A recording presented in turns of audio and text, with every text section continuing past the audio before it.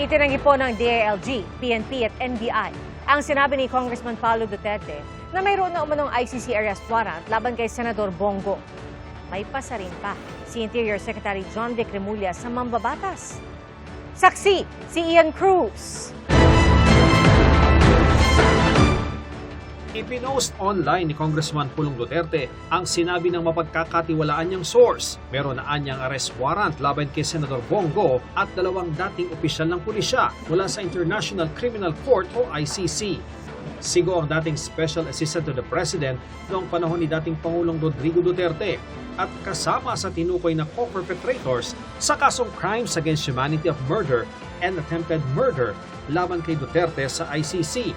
Tanong ni Congressman Duterte, wala na bang katapusan ang Administrasyong Marcos sa paggamit umano sa ICC bilang political weapon laban sa mga kalaban nito para pagtakpan ang umuling pagnanakaw sa bayan?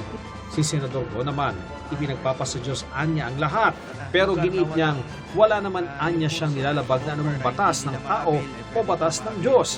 Hindi naman anya niya naging trabaho kailanman ang mga police matter.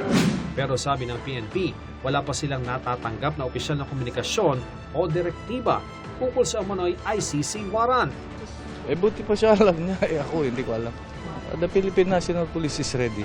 Marami tayong tracker, manhunt teams at arresting to implement warrant of arrest. Ito rin ang sinabi ni DILG Secretary John Vic Remulla. Hindi ko ako, wala pa ako nakita. Baka sabog siya nung narinig siya kasi wala pa kami nakikita ng ganun. We're always prepared. Pero yung mga ganong klaseng pronouncements, delikado yun, di ba? Sabi niya, highly reliable source. Baka high lang. Pinalaga naman ng Malacanang ang sinabi ni Congressman Duterte na ginagamit ng administrasyon ng ICC sa mga kalaban sa politika. Huwag nating kalimutan na yung kaso na sampa ito 2017 pa. So hindi ito wine-weaponize, kinakailangan lamang po na matugunan din ang hiling ng mga kababayan natin. Kung may kailangan managot, dapat na managot.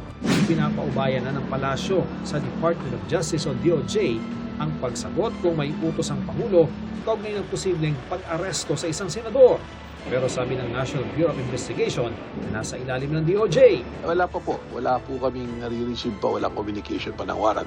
Nang usisain tungkol sa umano'y ICC warrant laban kay Go at kung bibigyan ba siya ng protective custody gaya ng ibinigay kay Senador Bato de la Rosa noon. Sagot ng bagong Senate President na si Senator Sherwin Gatchalian. Wala pa akong nakukuhang information na ganun, so it's very difficult again, it's very difficult to preempt. Let's wait kung totoo nga yung information na yun.